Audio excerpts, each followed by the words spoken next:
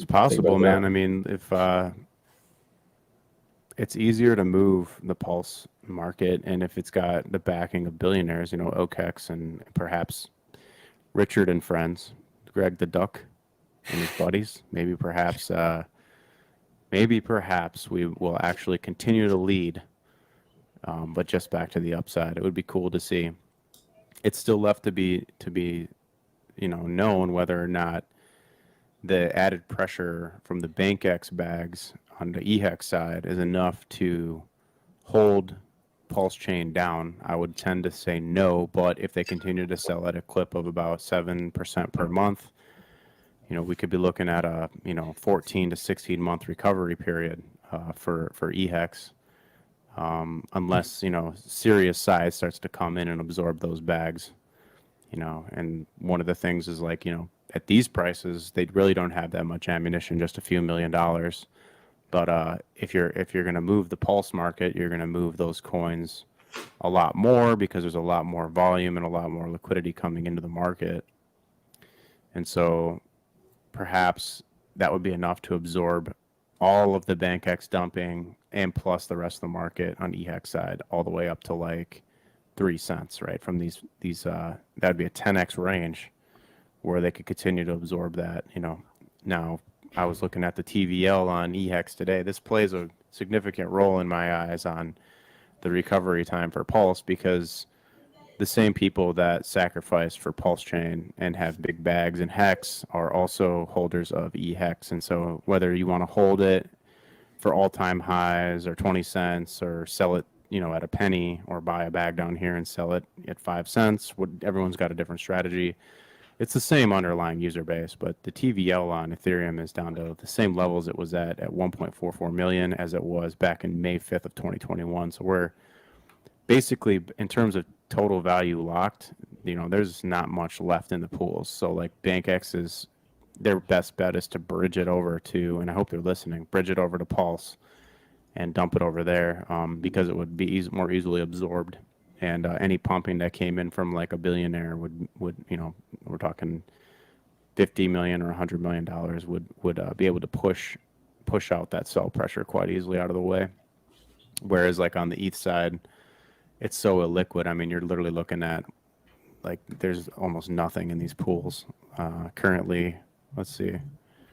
I think it's trading. It's like you can't even see the red bar in here. It's like it's somewhere in here. I mean, you're talking there's no money here. Like there's like $100 or $200 liquidity here. So like there's no liquidity where we're sitting currently. So that's why the ETH, in terms of like the ETH side for trading, it's dead. Like there's no, all of the USDC liquidity is down here at like 0.001. And so that's why I kind of, if you go to your friend Sami's posts, I posted under it today how, the current liquidity setup on the ETH side is basically saying that EHEX can go as far as 0.001.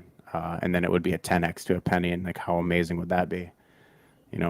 For people that think that it's going to come back, right? Like there would be a chance to buy like a lifetime chance. Like wouldn't have never seen these levels if there was no pulse chain or no fork or dilution. So much of this ecosystem has been diluted into all these other coins. So it's an opportunity. You have the same user base, but the money's been spread across hundreds of coins. It's like, that's really where it hasn't, some of it's left the ecosystem, and that's what that bridge data is showing us. But most of it's just been redistributed and diluted out across all these other assets, setting up for a nice foundation. The low liquidity on the HEX too, is there, I guess, is there a case to be made for, easier to pump low liquidity? But again, who's buying it? Like why would you, if you're buying EHEX, I guess, what are your reasons for buying EHEX at this point with the liquidity and trading situation? So like the liquidity situation isn't going to stop you from buying EHEX if you believe in some of the reasons why you'd want to buy it. And the main reason is like it's a mutable contract that pays yield. The price is down 99%. So even if it just moves up to a penny, it's practically a 3 or 4x your money, which is meaningful if you can get some. And so to the argument of low liquidity in terms of like slippage and stuff, you could just buy it over on the Pulse chain where there's, 900,000 of liquidity on that pair on the V2, and there's another 200,000 on the V1. So there's a million, couple like $1 to $2 million across the two. So there's places that you can spread your orders to get HEX at these prices without incurring so much slippage. It's a little more work right now, but I think like forward looking, if HEX recovers, right, and I think we could agree that if Pulse succeeds, HEX succeeds, and if there's a lot of ifs here, but if gas fees are reduced on the east side, that narrative kind of breaks down in terms of why EHEX might have less value relative to PHEX. And I just think it's the market is just so mispricing all these assets right now, and there's just so much to buy. Like Hedron on 2 chains, Icosa on 2 chains, HEX on 2 chains, PulseChain, PulseX. Do you want to throw a moonbag into ink? Do you want to buy PDAI, shitcoin of the week? Do you want to ape into Axis token? There's just so many options out there in terms of like what you can buy. So like to me, the opportunity on the EHEX is that you can get some supply.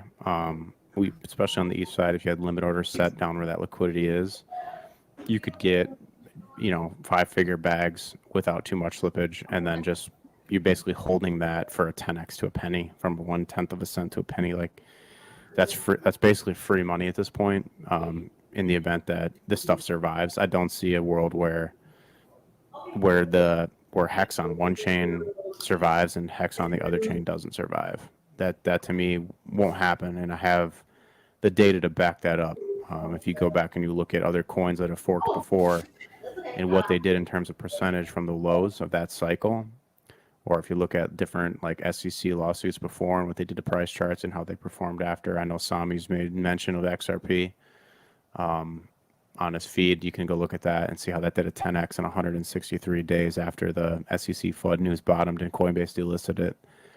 And then look at 4 years later, Ripple gets a little bit of a win, and then like I did, I went I think it was 10x long on XRP and just made a frickin' 240% return, and that's all documented on Twitter. Because it was like an automatic trade, and that's kind of what you could see out of EHEX if gas fees gets reduced. And I don't think it's a matter of if, but more of a matter of when. And any benefit that you get on that gives a pumpamental to ETHEX down the road, and then any of that positive gas reduction gets then transported to PulseChain as well, making the runway for PulseChain multiples in the bull cycle even higher, because it will be less slowed down by any in multiple returns because of gas fees on that chain as well. Because let's not forget that it's still the Ethereum chain. It's just been created it's been duplicated. So I think it's just setting up for, I don't really think anyone really can comprehend how much money can flow into this space, and how much of a need there is for yield bearing assets, and how little money it really takes in the grand scheme of a multi-trillion-dollar asset class. How little of that amount of money needs to come in to create value in the market. Once all the dead weight's out of the system, market makers can come in and create a market at 10x or 20x the values that we're at now, and then that just sets the floor, and then the market will take you to multi-dollar price targets on either of the hexes. Yeah. What about the gatekeeping we've seen too with Uniswap? Is that something the market is? Did we see any change? Was that anywhere baked into the price of EHEX? We got the Godwell stuff. We got the cheaper, faster fees on PulseChain. But what about the Uniswap stuff? Did that have any effect? Do you think, if anyone baking risk into EHEX for that? I mean, I would say that there's probably people that want to onboard in that, for example, might see the movie and then they just click on the Uniswap, what they're used to for DeFi, and then they don't see it as an option to trade that. And sure, that does slow down adoption for sure.